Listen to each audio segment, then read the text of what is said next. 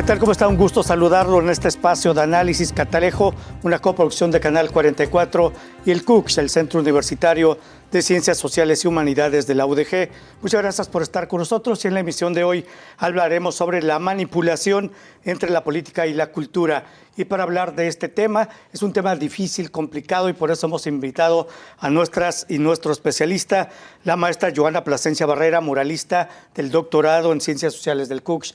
Maestra, bienvenida, gracias por estar con nosotros. Muy buenas tardes y muchas gracias. Gracias. El doctor Jaime Tamayo, jefe del Departamento de Estudios sobre Movimientos Sociales del CUCS. Doctor, bienvenido, gracias. Gracias, Toño, un gusto estar aquí contigo. Gracias. Y la doctora Anabel Castillón Quintero, coordinadora de la licenciatura en Historia del CUCS. Doctora, bienvenida, muchas gracias. Por la invitación. Gracias. Y bueno, hablaremos en este primer bloque sobre posmodernismo y cómo se modificó el aparato ideológico para la manipulación de las masas en América Latina. ¿Cómo inició esto a partir de 1970? Y les preguntaría inicialmente, ¿cómo definen ustedes precisamente lo que es la manipulación en el contexto de la política y la cultura? Iniciamos con usted, maestra Joana Plasencia. Bueno, es un tema importante a tomar en estos tiempos, precisamente por la realidad que hoy vivimos, política y cultural, en nuestro país y en América Latina, ¿no?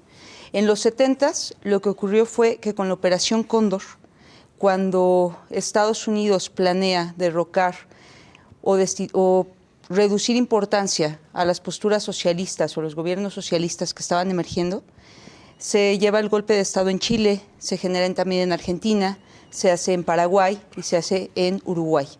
Dentro de este golpe de Estado, lo que ocurre es una modificación en el aparato cultural. ¿Qué pasa con esa modificación? Antes se leían textos de índole, por ejemplo, marxista, de índole socialista, y cuando se da la Operación Cóndor, lo que acontece es que se va a modificar el espectro de la educación y el espectro de las artes. ¿De qué forma? Ahora se va a centrar en una corriente que se va a determinar como posmodernismo, y esto va a acontecer con la desvirtuación de la filosofía, la desvirtuación de la noción de lo colectivo, la noción de lo social. Y muchos marxistas que van a estar resentidos de alguna forma con las cosas que no se lograron, van a ser el ícono que va a retomar Norteamérica para impulsar ese modelo educativo en lo que hoy es América Latina, ¿no? ¿Cómo vemos ese efecto? Por ejemplo, en los estudios que hoy priorizan la subjetividad, priorizan el individualismo y no hay mayor apertura o una unidad como lo había hace un siglo, por ejemplo. ¿Qué riesgo tenemos? La bifurcación y la poca noción política de las juventudes, de las generaciones, y una cultura un tanto dispersa que no logra aterrizar hacia algo concreto que impulse cambios sistemáticos a nivel social y a nivel político. Gracias, maestra. Doctor Jaime Tamayo. Sí, bueno, mira, yo creo que esto, viéndolo en un marco más general, habría que caer en cuenta que efectivamente se da en este contexto de los golpes de Estado que conocemos, pero estos golpes de Estado van a corresponder también a una política económica marcada inicialmente por Margaret Thatcher y por Reagan en los Estados Unidos, Margaret Thatcher en Gran Bretaña, que es como que la que inicia, de lo que conocemos como neoliberalismo. Y el primer país que se aplica en llevar a cabo este modelo va a ser precisamente el Chile, bajo la dictadura de Pinochet. Uh-huh. Entonces, el neoliberalismo va a corresponder también a toda esta política de promover, de impulsar el individualismo frente al pensamiento colectivista, frente a las ideas del socialismo, que de una u otra manera había emprendido en el mundo y de manera muy importante en América Latina.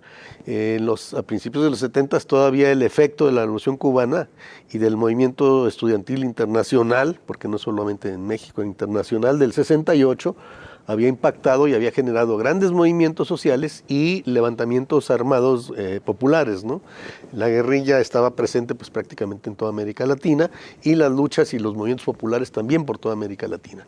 Entonces, en ese contexto es que se impulsa mucho esta visión individualista en la que se utilizan efectivamente a marxistas antisoviéticos que terminan convertidos en anticomunistas y en instrumentos del capitalismo finalmente para acabar con cualquier posibilidad de construir un proyecto social transformador alternativo al capitalismo. Esto se va a ver muy claro en Europa con los famosos nuevos filósofos, que si recordamos ellos originalmente venían de un marxismo ultra. Hay que señalar que buena parte de quienes alimentaron el proyecto ideológico del neoliberalismo, del individualismo, de la visión de colocar los sentimientos y las emociones por encima de las estructuras y de la sociedad, son exmarxistas, sobre todo ultra, de líneas anarquistas o anarquizoides o trotskistas muy comúnmente. Simplemente los asesores de Reagan en este caso pues son extrotskistas, por ejemplo, ¿no? Y el movimiento que se genera por la CIA, del movimiento supuestamente por la cultura de la libertad, que genera congresos, que recibe una gran cantidad de dinero, ¿sí? Pues va a estar lleno de exmarxistas o supuestos marxistas que han sido infiltrados precisamente por la CIA y utilizados para enfrentar lo que en ese momento era la punta de lucha del socialismo, que era la Unión Soviética. Entonces, en un argumento antisoviético terminan convirtiéndose en grupos anticomunistas. Y todo eso se va a amarrar con este pensamiento individualista que el posmodernismo le va a dar mucha fuerza a partir de destacar las emociones y rechazar la razón. Es un movimiento, como es precisamente antimoderno, es decir, la posmodernidad se concibe como ir contra la modernidad, y la modernidad teniendo como sustento la razón, pues entonces se vuelve irracional, impulsa emociones, impulsa sentimientos, impulsa narrativas no científicas, porque no se descansan en la razón, sino narrativas en las emociones, en la cultura popular, en supersticiones, etcétera, ¿no? Bien, gracias, doctor. Doctora Anabel Castillón. Sí, gracias. Efectivamente pensaba que es un tema complicado y responde a varios factores que tendríamos que decir la importancia que tiene aquí la historia. Sin duda, la historia, quisiera referirme al libro de 1984 de George Orwell, en que nos habla justo de, si me permiten una cita, espero decirla tal cual, pero se refiere a que la historia se escribe desde el presente y en el pasado es cuando se logra, una vez que lo escribes, modificar el futuro. Y desde luego esto me hace referencia a lo que decía el doctor Tamayo. Definitivamente es una forma de manipular la historia. Si tú la puedes manipular, puedes cambiar el futuro.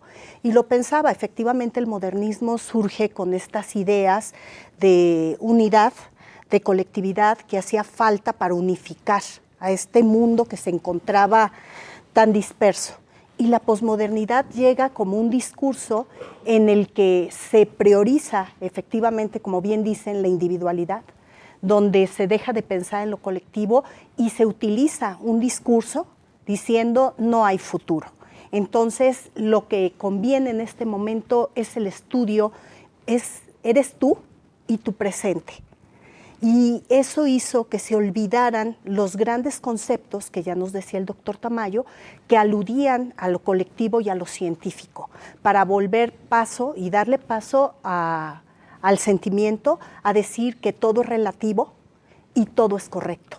Entonces entra en este aspecto tan particular y creo que deberíamos en un momento determinado de repensar para dónde vamos, qué tan correcto o incorrecto puede ser el que nos hemos olvidado de lo científico, de lo específico, de lo concreto que proponía en un momento dado las grandes formas de pensamiento, como el materialismo histórico en un momento dado.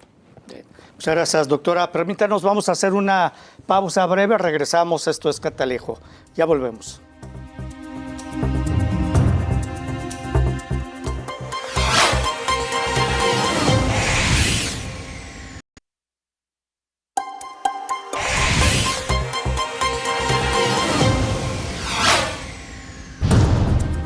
Continuamos, gracias por seguir con nosotros en Catalejo, el tema la manipulación entre la política y la cultura. Y bueno, sin lugar a dudas, la cultura como herramienta fundamental, es fundamental, mejor dicho, para la construcción social y el desarrollo económico y político de los países. Y en este sentido les pregunto, ¿qué papel juegan los medios de comunicación, las redes sociales, la propaganda, la manipulación cultural y política, y también cómo se utilizan las emociones, los símbolos, los valores culturales para manipular precisamente la opinión pública? Maestra Joana Plasencia. Ok, a ver. La cultura es, desde mi perspectiva, lo más delicado a tratar, porque es la parte que une a la sociedad y que puede hacer que la sociedad tenga una postura ideológica o alguna tendencia de acuerdo a la política que se esté manejando. ¿Qué pasa con la cultura? Hoy tenemos o estamos sumergidos en una cultura que, híjole, no quiero decirlo de otra forma, pero es una cultura baratera, porque tenemos una cultura que nos invade en los medios, una cultura que nos invade en nuestros espacios, pero que verdaderamente no aporta ninguna noción o un carácter identitario tal cual, sino es meramente estética y contemplativa, y funciona para discernir, más bien, funciona para distraer al espectador de las cosas que son sustanciales. Y hoy confundimos cultura con el hecho de ver un partido de fútbol, confundimos cultura con el arte que se pinta en cualquier lugar, confundimos cultura con la música, y a cualquier cosa le denominamos cultura. Lo que en realidad debería de ser un ejercicio diferenciar cuál es la cultura que verdaderamente nos hace crecer como sociedad y cuál es la cultura que es meramente hegemónica o posicionada para distraernos de los efectos políticos que acontecen. Si nosotros nos ponemos a pensar, y el mayor riesgo yo lo asiento en las generaciones. Muchas generaciones no tienen nociones de lo que era, por ejemplo, la trova, de lo que era el muralismo, de lo que eran dinámicas culturales que representaban toda una situación concreta y política. Hoy tenemos una cultura que es baratera y prácticamente es como si la estuviéramos prostituyendo. Y al hacer eso o al consumir eso, nosotros nos enajenamos completamente de la realidad. Y esa cultura toma discursos de los distintos discursos de las emociones, de los distintos movimientos sociales, y van cada vez más desapegando al sujeto de una noción colectiva. Las emociones actualmente se priorizan en las redes sociales. Las emociones actualmente se priorizan en los movimientos actuales. Y no nos podemos a pensar que esa emoción no es por demeritarla, pero sí tiene un lugar y hay una prioridad de manera social, si lo queremos ver así. Entonces, bajo ese sentido, ¿qué pasa con la cultura? Más bien la pregunta sería, ¿cuál es la cultura que hoy tenemos que verdaderamente nos representa como país? Hoy no tenemos, por ejemplo, una corriente artística que emerja de México. No tenemos un ícono en la música que represente a México.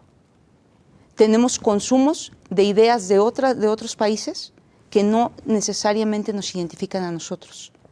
Un ejemplo muy concreto de cómo la política funciona y está inmiscuida en la cultura, en 1950, en los 50s, cuando viene un movimiento que es la ruptura, que rompe con la estructura del muralismo, se nos vende socialmente que es pasar al modernismo y pasar a consumir nuevas corrientes y estar ahora sí que en lo más guay de la cuestión artística, ¿no? La realidad es que eso tiene un impulso político. ¿Por qué? Porque la cultura que antes se hacía era de forma y de figura. Y lo mismo que se narraba en las canciones. Uno los podía imaginar, uno lo podía visualizar. Había una empatía con las cosas que veíamos.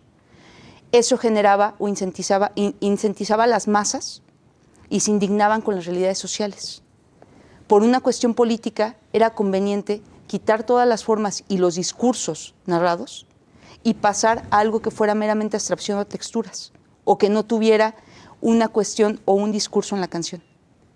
Y entonces se consumen las artes, las corrientes, por ejemplo. ¿Qué pasa allí? En los 70s, cuando son los movimientos estudiantiles, la mayoría de los movimientos vuelve a retomar la forma y la cultura desde el grabado y desde los murales para representar los acontecimientos. ¿Y qué pasa otra vez? En los 80s entra México y dice otra vez, vamos a consumir un arte que no es, vamos a estar a la moda, y volvemos a consumir un arte que es externo a nuestro país y se vuelve a perder la noción de identidad y de lucha que tenemos. Y al tiempo actual podemos observar cómo es que esa cultura continúa y hoy con errores grandes, a mi parecer, como las redes sociales y los medios, que impulsan más una cultura de masas para un control social que una cultura identitaria y una cultura colectiva. Gracias, maestra. Doctor Jaime Tamayo. Sí, bueno, efectivamente, si nosotros comparamos los 70s con los 80s, vamos a ver que efectivamente este boom social que se expresa en grandes luchas sindicales, por ejemplo, movimiento sindical independiente, grandes luchas y movilizaciones también en el campo, surgen movimientos, tomas de tierras, etcétera, movimientos estudiantiles que venían desde el 68 y que se siguen manifestando, y la vía armada en América Latina, bueno, aquí en México, ya no digamos, teniendo incluso buena parte de su origen en Guadalajara, con la Liga Comunista 23 de Septiembre, que se forma aquí, con las Fuerzas Revolucionarias Armadas del Pueblo, FRAP, que también tienen su origen, su formación aquí, y de alguna manera la Unión del Pueblo, que en parte de aquí y en parte de otros lugares como Oaxaca, etcétera. Pero esto va a darse por todo el país, a la vez que hay este boom también de la cultura popular que expresa esas cuestiones, ¿no? Es decir, desde la música popular de protesta, cantantes que incluso van y se adentran a la sierra y le cantan a los guerrilleros, como José de Molina o Judith Reyes, o se llena México de peñas, en donde hay estas canciones que van expresando también esta forma de pensamiento, el teatro, Cleta, etcétera, que también transmiten esta situación, todo lo que de alguna manera podía haber comentado, o comentaba precisamente Joana de los 70s, por supuesto en la pintura, sigue viva la presencia de una u otra manera de Siqueiros, ¿no? Que muere precisamente a comienzos de los 70s, pero bueno, pues su impacto está presente, y es el momento en que empieza a surgir la lucha abierta en el frente cultural, o en todos los frentes, digamos, pero especialmente en el frente cultural, en la lucha por las ideas, desde la derecha contra el pensamiento socialista, revolucionario, etcétera. Y los 80s, que se conoce como la década perdida, precisamente se logra imponer ya el neoliberalismo y todas estas formas del pensamiento que van a cobrar cada vez mayor fuerza, ¿no? Aquí en México el neoliberalismo no empieza con Salinas, empieza claramente con Miguel de la Madrid, pero tiene sus primeros visos ya desde con López Portillo. Es cuando se firman los primeros acuerdos con el Fondo Monetario Internacional de las famosas cartas de intención para controlar, por ejemplo, los aumentos de salarios y liberar precios, que es uno de los elementos. Bueno, vendrán luego algunos jaloneos con la expropiación de la banca, pero con Miguel de la Madrid, 82, digamos, arranca claramente en México la política neoliberal, pero además acompañada de todo este marco ideológico. Es decir, el capitalismo entendió que la gran batalla había que darla en el mundo de las ideas, y eso va a nivel mundial, pues va a impactar muy feo precisamente en la Unión Soviética, donde se lleva la idea entre la apertura, la famosa glasnost y la perestroika de Gorbachev, que permite que entren todas estas ideas de que la competencia y el acceso a todo a través del libre mercado, y se genera un ambiente propicio para la caída del modelo socialista europeo. Y que bueno, tiene muchas cuestiones que en otro caso se revisarían, pero que precisamente es bastante pacífico, ¿no? Contra lo que sí sucede al revés, cuando el capitalismo se aferra y es brutal para poder hacer una transformación. Pero bueno, el punto es que en esta batalla de las ideas, la derecha, el capitalismo, entiende que hay que ganarla, y la llega a ganar. Podemos decir que en estos momentos el pensamiento individualista y irracional se expresa incluso en todos los sentidos. Vemos como los terraplanistas, que nos parece algo absurdo, ahí están, sí, de la mano de los antivacunas y de los animalistas, ¿sí? Donde 30 segundos para el corte, okay, doctor. Bueno, simplemente con eso quisiera terminar. estas expresiones de la irracionalidad que de alguna manera no reflejan este triunfo del neoliberalismo, del individualismo, del abandono de los principios sociales y que bueno, hay que recuperarlo. Luego podemos hablar más adelante. Bien, muchas gracias, doctor. Vamos a hacer una nueva pausa. Regresamos. Esto es Catalejo. Ya volvemos.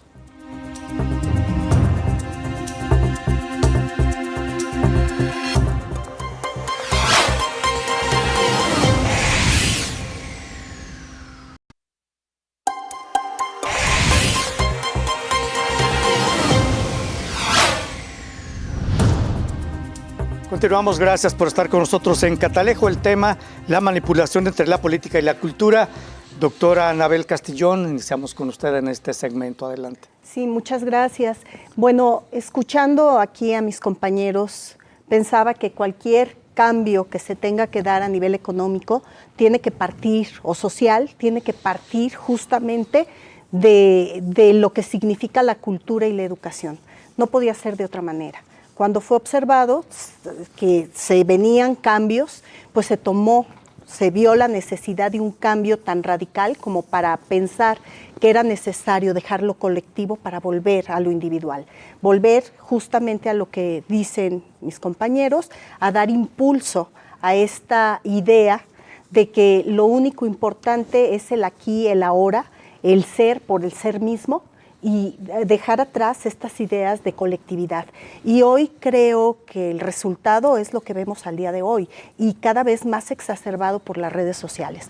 Hoy, en esta idea de que todo es correcto, todo es permisivo, efectivamente pasa lo que dice el doctor Tamayo.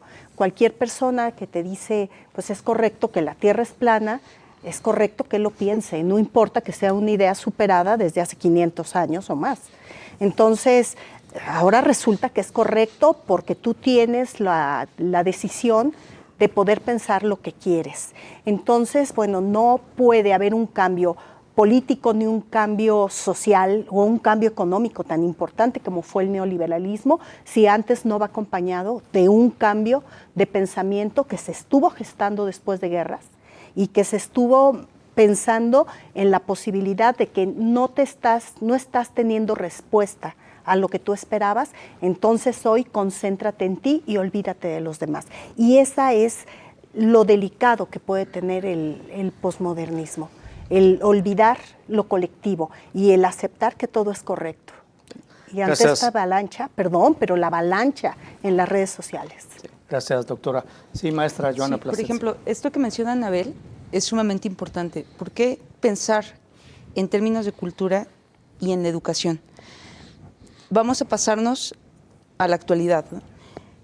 Muchas de las generaciones que estuvieron influenciadas por un pensamiento posmoderno dentro de la academia, ¿qué es un pensamiento posmoderno? Podemos citar a Foucault, ¿no? El clásico claro. ejemplo y más consumido falsamente, sinceramente, dentro de la posmodernidad. O sea, cuando nosotros hablamos de educación, las generaciones que crecen o que se educan bajo estas nuevas corrientes o esta nueva corriente filosófica han detonado en situaciones que no saben diferenciar ni siquiera lo que es la derecha de la izquierda en la política y tampoco tienen nociones de lo que es el sustento de la cultura de cada región. ¿Cómo lo vemos? Ok, en América actualmente vemos un Bukele, un Noboa y vemos a un Milei. Estos tres resulta que nosotros resulta que ellos tres han sido los más votados por las generaciones que pertenecen a esta corriente y que chistosamente son jóvenes, ¿sí? O jóvenes chavorrucos, como lo quieran llamar, que tienen la idea de que eran anarquistas o antiestatistas. Ni siquiera lograron diferenciar que estábamos hablando de ultraderecha y superconservadores. Y hoy las consecuencias que se tienen son atroces. Lo vemos lo que está pasando en Argentina, todo lo que ha hecho Milei, lo que está pasando con Bukele, hacia donde va Noboa. Y estamos hablando de tres presidentes que están siendo trumpistas y que además están prestando a toda la manipulación del gobierno imperialista de Norteamérica. Y esos votos que los tienen allí tiene que ver con mucho desconocimiento de la noción política de las generaciones. Entonces, sí hay una preocupación, una preocupación muy radical con la cultura, claro, porque la cultura es lo que te permite tener una noción política y una noción de lo que acontece. Y si esa cultura se pierde, esos valores en la educación se pierden, ¿qué mundo nos espera en América Latina? Y eso es lo que deberíamos de priorizar, sinceramente. Súmale que estos tres, de los que te hablo, Milei, Trump, Noboa, parece que son, súper diestros en las redes sociales, ¿no? Porque toda su política la manejan a través de las redes sociales. Y todos los hashtags que generan y todas las ideas que generan en la sociedad solamente es una ilusión. Es como una posverdad, por así decirlo, ¿no? Entrar a una posverdad, que son términos de la posmodernidad, precisamente la posverdad. Apostar a que algo pueda ser cierto sabiendo que es mentira, como en su momento lo hizo Trump en su campaña pasada, y como hasta la fecha lo estamos viendo con la manipulación que tiene, ¿no? Que es una posverdad. Hoy nos anuncia aranceles y 3 horitos después nos sale con que ya no hay aranceles, ¿no? Y es la dinámica que vamos a seguir con él. Cada mes seguramente así va a ser. Tenemos que pensar y aprender también a no espantarnos, porque si uno tiene noción de cultura, no te dejas intimidar tanto por las desfachatadas que menciona Trump. Pero si no tienes esas nociones, yo he visto a mucha gente cómo se espanta o se paniquea por lo que Trump pronuncia, sin ponerse a ver históricamente cómo han sido los hechos, ¿no? Un dato que tenía muy cierto el doctor Tamayo es que con Trump no se ha llegado a sacar a tanto migrante como con otros gobiernos. Pero Trump lo dice y automáticamente el mundo se colapsa y se espanta. Entonces, por eso es importante la cultura y la educación, más en estos tiempos. Sí, de hecho, en el cifra de deportados, hasta hace unos días iban 16,000, que en realidad son muy pocos para los discursos anti-inmigración que pronunciaba Trump durante su campaña. ¿Se puede decir con estos ejemplos que mencionó la maestra Joana Plasencia, doctor Tamayo, de estos 3 presidentes, se podría equiparar como un regreso del fascismo a América Latina? Y habría la necesidad incluso de reencauzar la cultura para crear conciencia social. Aquí hay una cuestión interesante. Yo hablaba de cómo el capitalismo se dio cuenta que la gran batalla era la batalla de las ideas. Y desde la izquierda, quien lo vio muy tempranamente, que la gran batalla no iba a ser en las trincheras de la guerrilla, sino en las trincheras de las ideas, es Fidel Castro, que lo señalaba desde hace más de 30 años, que esa era la gran batalla que había que dar.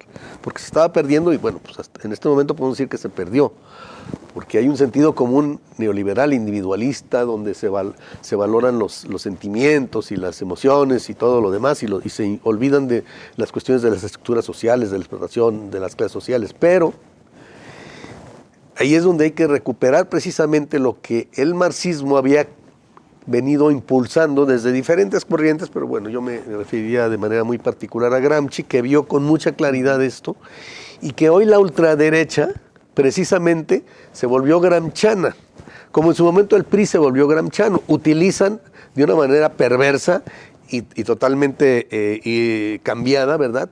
Pero utilizan, por decirlo así, la metodología gramsciana, no el pensamiento gramsciano, pero sí las fórmulas de Gramsci en alguna medida. Y ahí vemos a estos personajes de la ultraderecha que aparecen avalando precisamente y dándole argumentos y dándole estructura teórica al fascismo en Argentina, ¿no? Hay algunos filósofos que utilizan estos términos. En España, la ultraderecha, ¿verdad? Aparecen personajes que también tienen un discurso que pareciera gramsciano, pero para darle fuerza precisamente al pensamiento de la ultraderecha. Y más aún, la próxima presidenta seguramente de Francia, Marine Le Pen, se ha rodeado de una serie de ex marxistas que le aportan elementos para poder llegarle a la clase obrera. Y yo no descartaría que Trump lo ha hecho, porque buena parte del apoyo de Trump está en la clase obrera blanca, en los trabajadores industriales afectados por las políticas del neoliberalismo basado fundamentalmente en un capital financiero que, en función de la globalización, dislocó la industrialización en algunas regiones, algunas ciudades profundamente arraigado en la industria, como Chicago, etcétera, y que hoy están prácticamente desempleados y terminaron sumándose a Trump. Lo mismo pasa en otras partes, ¿no? Pero eso tiene un discurso detrás, no es meramente decirles, yo les voy a volver a dar trabajo. Hay todo un discurso que retoma, digamos, elementos del marxismo precisamente para fortalecer a la ultraderecha. Entonces, efectivamente, la ultraderecha ha crecido en América Latina basado en esto, y por eso es tan importante dar la lucha de las ideas contra esas falacias que se manejan y que, bueno, simplemente el caso argentino es realmente terrible, ¿no? Porque nos muestra una generación realmente con el cerebro de atole, estos jovencitos que se creían anarquistas y que creyeron que un fascista es anarquista, y que se dice anarcocapitalista y no sé cuánto, y votaron por él. Y bueno, tenían una desesperanza hacia el futuro. Ahora ya no hay nada, ni esperanza ni desesperanza. El futuro se les acabó con un personaje como Milei, ¿sí? Pero bueno, pues esa es la fuerza más importante de apoyo para él. Claro. Y esto se está dando en varios espacios, ¿no? Entonces me parece que la lucha es muy importante precisamente para poder llegarles a esas generaciones y a la sociedad en su conjunto y a quienes tengan la capacidad de retomar la lucha social y retomar los valores colectivos frente a esta ideología hoy dominante y que se tiene que desmantelar. Gracias, doctor. Permítanos, vamos a hacer una nueva pausa, regresamos a Catalejo.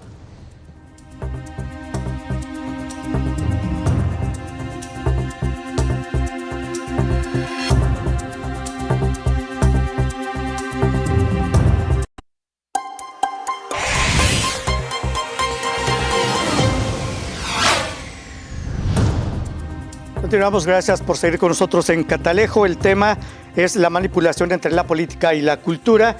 Y bueno, ¿cómo ha influido esta manipulación cultural en el desarrollo social, en lo político, lo económico, en el continente? Y cómo se puede hablar si se puede hablar, por supuesto, de una desarticulación ideológica, y de ser así, como ya lo pregunté, ¿cómo ha influido esto el regreso del fascismo en América Latina? Doctora Anabel Castillón. Yo creo, recuperando lo que decían mis compañeros, importantísimo la recuperación de la memoria histórica. El problema es de que justamente lo que se gestó fue olvidar la educación, esta educación centrada en los grandes temas y volverlo relativo. Entonces es importantísimo que se recupere la memoria histórica. Efectivamente, ¿qué les digo? Mi día a día es la convivencia con los jóvenes y lo que te das cuenta es de que lo desconocen. Para ellos ya no les dice nada. Y creo que ahí tenemos que trabajarlo y trabajarlo fuerte. Ya no les dice nada esos grandes paradigmas. Incluso no son conscientes de lo que es un capitalismo o un socialismo como tal. Por eso es de que es fácil que sean presa de discursos baratos. Por eso es fácil que un personaje que se vende como en las redes sociales como pues un dictador, pero que te puede parecer chistoso, como fue el caso de Milei, pues fuera votado porque les parecía gracioso. O sea, llegó a ese nivel. ¿Y qué es lo que pasó? Que olvidaron la lucha que tenían atrás. Se olvidaron lo que habían vivido y la situación que habían pasado ya con gobiernos de esta naturaleza. Lo olvidaron. Y curiosamente, ni siquiera, si ustedes hablan con los jóvenes, ni siquiera están ciertos de qué son estos gobiernos fascistas, qué es la derecha o qué es, en todo caso, la izquierda. No son ciertos. Incluso me atrevo a decir, por lo que les digo de la convivencia con los jóvenes, que si tú les preguntas del caso de Milei, te dicen, es que es agradable, daba un discurso en redes sociales y era simpático y decía que iba a sacar al país de una mala situación económica que lo habían llevado. La pregunta se quedó ahí. No vieron lo que estaba atrás, ni tampoco lo que les estaba presentando a futuro. Entonces yo concuerdo aquí con lo que dice la maestra Joana, tenemos que recuperar la educación, una educación centrada en el conocimiento. Y esto, créanme que es remar contracorriente, porque estamos remando día a día con el bombardeo de las redes sociales. Hoy cada día es más difícil en el caso de los maestros, el que podamos encontrar apertura con los jóvenes que están tan expuestos a mil y una noticias y tampoco dispuestos a leer, escuchar discursos que a ellos muchas veces les suenan discursos vacíos. Entonces tenemos que hacer un cambio total, me atrevo a decir, a nivel educativo y recuperación de la memoria histórica. No veo cómo más. Sí, gracias. Maestra Joana Plasencia. Bueno, yo voy a atender a unas cosas. Por ejemplo, esto que menciona Anabel de la memoria histórica es fundamental. Vamos, en Estados Unidos ya no se puede hablar de esclavitud porque la raza negra se siente. Ese argumento de no hablar de lo peor que ha cometido Norteamérica, que fue la esclavitud, porque la raza negra se siente, o sea, el argumento del sentir por sobre el de la historia, lo único que hace es romper la fuerza y la unión que tiene la raza negra en contra de ese proceso. Este tipo de acciones que se llevan a cabo, otro ejemplo en Estados Unidos, en las escuelas hay escuelas en las cuales regresamos a la creación divina y no se puede hablar de la biología. ¿Qué pasa con estos argumentos? Desarticulan por completo la lógica de lo social, la lógica de la razón. Y lo que van haciendo es, en las generaciones futuras, anulando hechos históricos caóticos, como fue, por ejemplo, lo que ocurrió con los esclavos. Ese es un ejemplo nada más. Si le seguimos en México, tenemos, por ejemplo, como un Estado, desde López Obrador, nos impuso el modelo de la Revolución Mexicana en Pancho Villa, cuando nosotros crecimos con el modelo de Zapata. Hoy las generaciones que se están educando en educación básica bajo el modelo de López Obrador, su ícono revolucionario va a ser Pancho Villa. Se desvirtúa la historia y se posiciona de acuerdo a los intereses de cada gobierno a través de la educación. Por ende, esas generaciones no van a tener un bagaje amplio de lo que es la cultura o de lo que fueron sus raíces o lo que pasó. Y eso que pasa, que tendemos a repetir la historia. ¿Qué acontece aquí? Es muy cierto lo que menciona Anabel. Hoy no hay una noción de qué es izquierda y qué es derecha. Si bien es cierto algo que comentábamos en la pausa, es que tenemos una izquierda desarticulada. Pero además es una izquierda que no ha sido falla de la mera izquierda, como se nos ha hecho creer, sino que ha sido un gobierno o un gobierno norteamericano que ha hecho todo por desarticular la izquierda, digiriéndose discursos a favor de ellos y manipulando lo que se queda. Y bajo esa manipulación solamente nos queda, por ejemplo, yo no responsabilizaría meramente a las generaciones actuales, porque al final quienes las educamos somos nosotros. Sí es un trabajo prácticamente de equipo, si lo queremos ver así, desde el que educa hasta el que recibe la educación. ¿Qué tipo de educación damos? ¿Qué valores otorgamos? ¿Qué dinámicas, qué historias contamos? No vamos a negar la importancia de las emociones, pero tampoco vamos a darle la cabida que se le está dando en este tiempo. No vamos a negar la importancia de los movimientos sociales actuales, pero también vamos a entender que no importa qué tipo de movimiento, hay una sociedad dividida entre la clase baja y la clase alta. Y eso es la esencia antes que estar peleándonos que si somos LGTB, que si somos feministas, que si somos veganos, que si somos lo que quieras. Porque incluso muchos de los nuevos movimientos sociales son destinados para una élite. Si uno quiere ser vegano, necesitas tener un gran recurso para pagarte una vida vegana. Ese movimiento social no pertenece a la clase baja.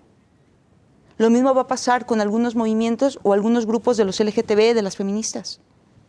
Pero lo que sí nos confabula a todos es la división tan fuerte que existe. Y eso solo se atiende con la cultura y con la educación. Y volver a cimentar una noción política coherente. ¿Para qué? Para intentar que nuestras generaciones futuras no cometan los errores que hoy se están cometiendo en el momento en el que a ellos les toque votar. Por eso. Gracias, maestra. Bueno, precisamente en Estados Unidos, como menciona, pues hay un desmantelamiento de todo lo que se llama avances en materia de derechos, el desmantelamiento de la cultura woke, por ejemplo, ¿no? Y básicamente hace unos días veía una conferencia de prensa donde Marco Rubio, el secretario de Estado, aparecía con una cruz porque fue a tomar ceniza. Doctor Jaime Tamayo. Sí, bueno, mira, yo creo que hay una cuestión que es clave. Es decir, un elemento muy importante de la cultura y de la cultura política, en este caso, pues son los valores. Y con el neoliberalismo se impusieron estos valores individualistas que, bueno, conjuntamente con ello, bueno, todo el planteamiento de la posmodernidad o del posmodernismo, de que contra la razón, etcétera, etcétera, las narrativas como teniendo el mismo valor que lo que produzca la ciencia, etcétera.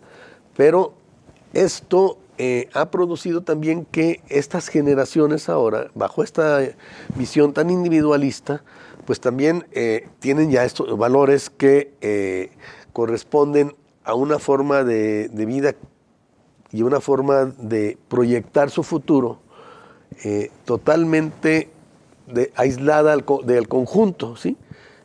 Yo lo he dicho más de una ocasión, mi generación, pues los veíamos como la figura señera, nuestro barco bandera, digámoslo así, era el Che Guevara, y bueno, todos teníamos alguna voluntad de ir a una transformación social, la guerrilla, la lucha a través de los partidos revolucionarios, lo que tú quieras, ¿no? Hoy, ¿qué vemos? Hoy vemos que el ideal es el Chapo Guzmán o algún otro de estos personajes, que es lo que quisieran ser, y entonces su aspiración no es ser guerrilleros o revolucionarios, sino ser sicarios, ¿no? Y los que bien les va, pues quieren ser influencers, ¿no? Eso es lo que se está produciendo. Entonces, el Fofo Márquez está en la cárcel. ¿Mande? El Fofo Márquez está en la cárcel, un influencer. Bueno, pero finalmente eso es lo que los héroes y las aspiraciones de las nuevas generaciones. No, por supuesto que no todos, hay excepciones. Claro. Pero hablando en términos más generales, digamos, tiende por ahí. Como en su momento, ¿verdad? En los 70s, finales de los 60s, 70s, había esto otro que yo señalaba, no todos querían ser guerrilleros ni todos admiraban al Che Guevara, pero era la figura emblemática en ese momento y buena parte de la juventud se sentía comprometida con la búsqueda de un cambio social. Entonces, en ese sentido, lo que se requiere es un cambio de valores y por eso es tan importante esta lucha en el mundo de las ideas, ¿no? Es decir, en ese sentido, el campo de batalla es el campo de las ideas. Gracias, doctor. Una pausa, regresamos a Catalejo, ya volvemos.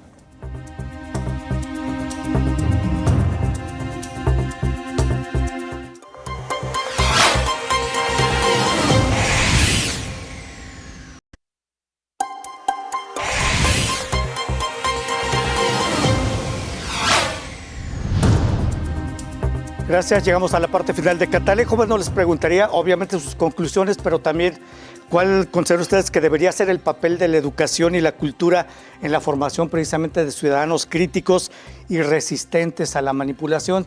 Doctora Anabel Castillón. Bueno, yo vuelvo a hacer hincapié en la educación, fundamental. Creo que la historia por eso es una herramienta tan poderosa, porque definitivamente, recuperando lo que decían mis compañeros, se tiene que dar una explicación nuevamente a los procesos para que los jóvenes sepan de ellos. Efectivamente, la historia puede ser manipulable y lo vemos no solamente en el caso de México, con cada periodo o cada sexenio sabemos que puede la historia ser manipulable. Cada quien toma un héroe de la patria y entonces ese es el que encabeza todo el referente político que se debe de continuar. Y vemos que ahí está el punto nodal, hacia dónde debemos de dirigirnos, enseñar la educación como debe de ser, hacer realmente una campaña importante con los jóvenes. Yo me atrevo a decir que no es que no les importe lo que pasa, creo que les importa y les importa mucho, pero también no saben para dónde ir. Están en una sociedad en que no les estamos dando quizás la información adecuada. es una juventud que revisa lo que va apareciendo, la inmediatez de la noticia, pero una noticia sin análisis. Y si no hay análisis, todo es bueno, todo es correcto. Entonces, en nosotros está volver a tratar de revertir esto con una educación centrada en conocimientos científicos, reales, pensando en el colectivo, pero en ese colectivo no como el que respondía finalmente el siglo pasado. Eso ya no les dice a ellos nada. Debemos de buscar esas alternativas en que entiendan lo colectivo, pero desde la nueva perspectiva de las necesidades que hay hoy, buscar nuevas alternativas para resolverlos. Pero claro, creo que tenemos que pensar, si no queremos que se nos vaya todo a la borda, tenemos que volver a pensar que la colectividad es lo esencial, hacernos parte de un grupo social, sentirnos parte de un todo. Y debemos de ir por ahí, creo que no tenemos de otra. No es, como bien dice la maestra Joana, no es que el sentir o los sentimientos sean malos, pero siempre y cuando se piense en la reflexión, se piense en el todo, el que puedas entender los procesos y, punto fundamental, debemos de enseñar nuevamente el proceso de análisis y de comprensión. Porque hoy bombardeados de información están, pero hasta dónde analizan lo que les llega. Entonces, efectivamente, la educación y la cultura, punto central en el que debemos de trabajar día a día, no hay más.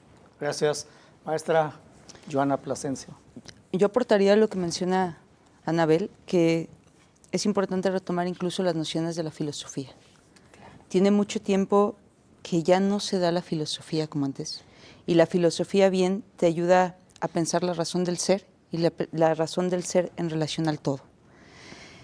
Y si nosotros rescatamos los valores de la filosofía, se puede construir un sistema axiológico que tenga que ver con ética, que tenga que ver con moral, que de alguna forma aporte a la cuestión social.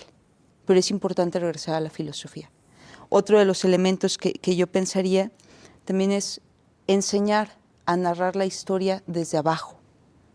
Enseñar que la parte de historia que tenemos o que es la hegemónica no siempre es la correcta ni la que dice la verdad. Que hay voces a las que les tenemos que dar, hay sujetos a los que hay que darles voz. Como en su momento lo hizo Hobsbawm cuando habló con la historia desde abajo, como en su momento lo hizo Gramsci con los subalternos. Aprender que lo que hoy no está visibilizado también se puede estudiar de manera crítica y que eso rompe lo hegemónico de la historia y te hace un sentido crítico. Como bien decía Anabel, dar el análisis como una herramienta más y entender diferencias y nociones muy claras. Por ejemplo, entender la diferencia entre lo que es estudiar algo desde el materialismo histórico a diferencia, no sé, del idealismo o del positivismo. ¿Cuál es la diferencia? ¿Qué es lo que atiende? ¿Por qué apegarse tanto al materialismo crítico, al materialismo histórico? Más allá de la idea de Marx, es porque en realidad funciona para estudiar cosas concretas, en la realidad concreta. Y eso rompe con mitos, rompe con ideas. Regresar a las nociones del objetivo y entender principalmente eso. La subjetividad y la emoción no son equívocas, pero para todo hay lugar y para todo hay sitio. Y es importante tener la noción de que si no funcionamos como una unidad, lo único que va a pasar es que nos vamos a acabar sumergiendo en algo que dice el posmodernismo, que es la distopía. Y que es la distopía el fracaso total de la sociedad. Una sociedad distópica, ¿no? Totalmente. Y en realidad la unidad nos hace generar otra vez un vínculo o una idea, un camino hacia dónde llegar. Entonces, eso es lo que yo pensaría. Gracias, maestra. Doctor Jaime Tamayo, 2 minutos. Sí, bueno, yo creo que aunque efectivamente la modernidad tiene una serie de cuestiones que habría que haber superado y que surge muy vinculada al capitalismo, no es todo eso y aporta muchos elementos. Entonces, precisamente se utilizó esto con la ideología o el pensamiento postmoderno, en realidad echar a la basura también todo el pensamiento revolucionario y particularmente el marxismo. Entonces me parece que hay elementos que hay que recuperar. Uno es la razón, ¿sí? con el asunto de ir contra la modernidad, había que abandonar la razón. Y entonces surgieron con el mismo nivel y el mismo valor las narrativas, las historias, las posverdades, las supersticiones, las formas de conocimiento, incluso del arte, etcétera. Pero eso no es comparable al conocimiento científico. Entonces hay que tener claridad sobre eso. La objetividad. Se rechaza la objetividad en esta visión donde lo que importa es qué siento yo y no qué es lo que objetivamente sucedió, ¿sí?